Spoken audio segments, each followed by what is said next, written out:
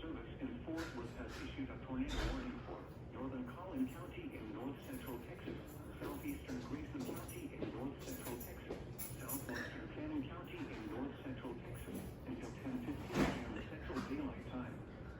At 9:28 p.m. Central Daylight Time, a severe thunderstorm capable of producing a tornado is located near Van Alstyne, or 12 miles south of Sherman, moving southeast at 25 miles per hour.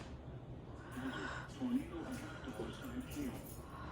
Source: radar indicated rotation. Impact: flying debris will be dangerous to those caught without shelter. Mobile homes will be damaged or destroyed. Damage to roofs, windows, and vehicles will occur. Tree damage is likely.